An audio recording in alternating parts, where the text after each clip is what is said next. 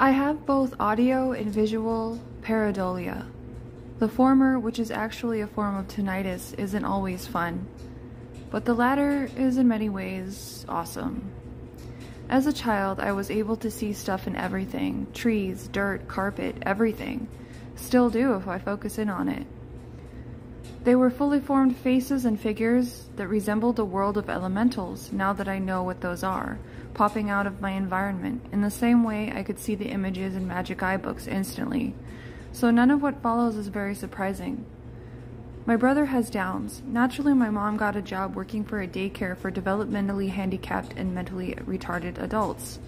One day when I was 9, she brought home something called, at the time, the Mind Machine. She wanted to test it out to see if it was an appropriate option for calming clients, etc. It was a helmet with surround sound stereo earphones and red lights inside that flashed in sync with the music. The instructions were to close your eyes in a relaxed position. It came with CDs that were guided meditations. When I tried it, it activated my third eye. Of course, I didn't know that at the time. I just called it my mind's eye or behind my eyelids. I saw beautiful colors that opened up like a tunnel, and from the center of it came shapes that morphed from one into another, like a language. I saw birds, a man with wings, etc. After my mom took the Mind Machine back to work, I practiced reproducing the effects in the dark of my room before I went to sleep. Sure enough, I could focus on pretty sparkly photons until they lit up into the same beautiful colors, aqua green mixed with golds and pinks. The same tunnel would appear as the sparkling colors continued to swirl around the opening. I discovered I could rotate the portal with my thoughts. I could move it clockwise, counterclockwise, or both ways at once. I could even spin the light around forwards and backwards until the whole thing was shaped like an orb. From the center, I could see any vision I wanted, as they seemed to follow my thoughts. For example, if I wanted to see a unicorn, I'd see a perfect unicorn. It would dance and spin, very much alive. If I wanted to see a rose, one would appear, as if drawn, etc. I even learned to control the vision so that if I saw a scary-looking skull or something of that nature, I could turn it into a laughing child, for example.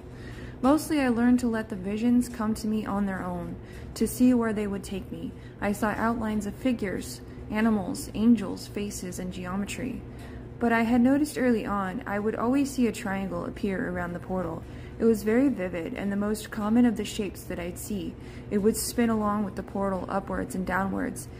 I didn't know why. I always felt something about it, a certain way that I didn't understand as a kid. As I grew up, the ability to see those beautiful colors and images waned, as I didn't exercise it that much anymore. It's a muscle. Some days, the sparkly photons were brighter than others, but mostly I stopped caring that much and went straight to sleep instead. When I got to be in my 20s, I noticed the colors were dim and resonated. I don't know what that word is.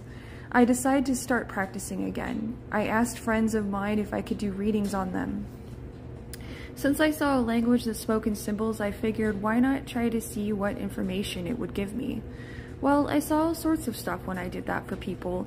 It opened me up to worlds that would take some years to comprehend. I caught glimpses of spirits that were sometimes very surprised I saw them. Some were manipulating the energy. Some, I believe, in a separate dimension from ours, just happened to peer through momentarily, what we call beyond the veil. And some were just curious when we happened to notice each other. What I saw during my readings were the forms of these entities that were working on people remotely. I was basically astral spying on the energy surrounding a person. I could see spells and things like vampires. I wasn't really prepared for all that. I sort of switched it off, though I would still allow the amorphous images to form on my way to sleep. No matter what, I always saw that triangle moving in my mind's eye. Soon it became clear that it was more than that. I started to have hypnagogic visions of the inside of my brain. I just knew that that's what I was seeing.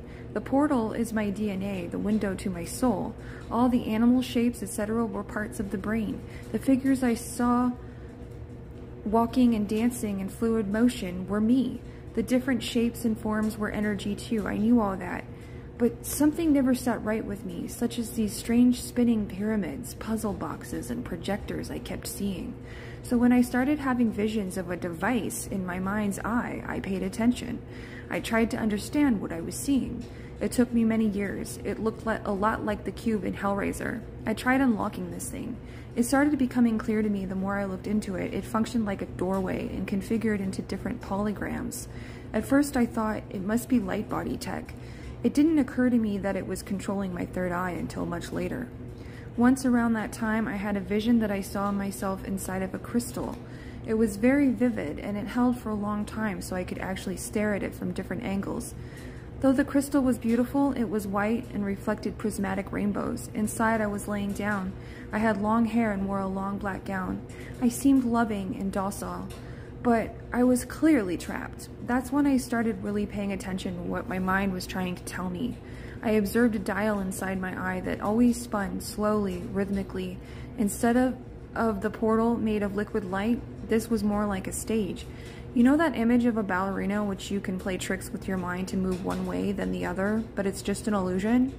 I realized that's what I was looking at. That's what I was doing. I could endlessly watch that ballerina move in whichever direction I wanted. I've had horrible nightmares my whole life, ever since I was a kid, so it's needless to say I've seen some dark stuff. The more I pried to know about my soul and what was going on with my third eye, the more I discovered tiny pieces of these mysteries. By the way, I should first introduce you to her.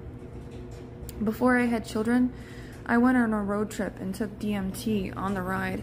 Ended up with a blowout in the middle of the Nevada desert where we had to sleep overnight until we got help the next day.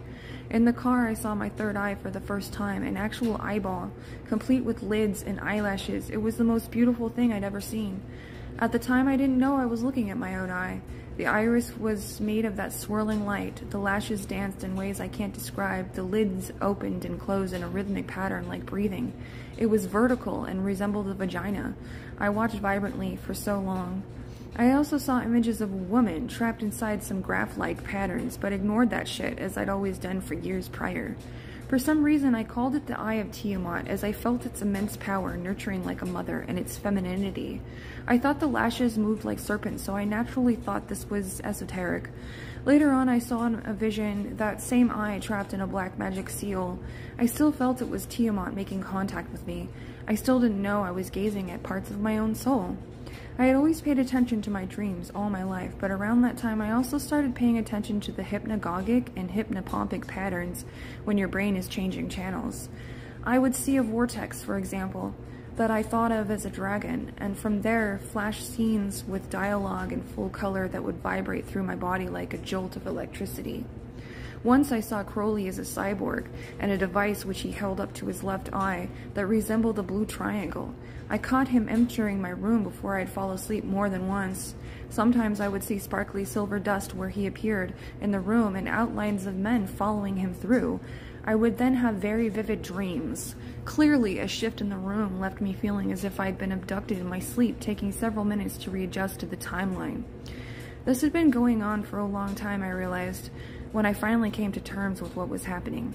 Sometimes as I woke from sleep, I could see the device in my head resembling a pyramid while it was still pumping my brain with visuals through the sound waves in my room. After a little research, I was able to put together from the dreams and visions that I'm part of some type of sleep study, an experiment which involves opening doorways to other realms.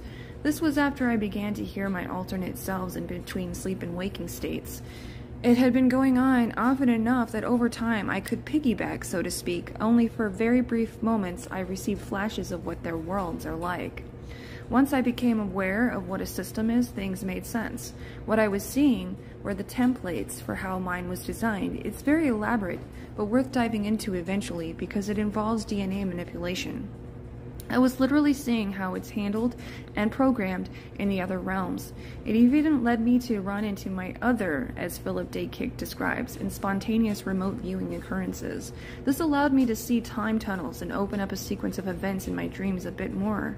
This all reminded me that many years ago, during that in-between state, I accidentally entered a matrix that operated like a quantum computer. It was filled with rows and rows of white dots I somehow knew how to navigate. Each dot was a doorway into into someone's individual POV. I jolted out of this rather quickly after observing the effects, but it sure explained why so many times during dreams I've experienced things from others' eyes, even people I know in real life. Many experiences I've listened to also describe some of my dreams detail for detail. It kept getting deeper than I ever realized I would go. Things I learned about this world that would break anyone's heart, I won't go into on social media.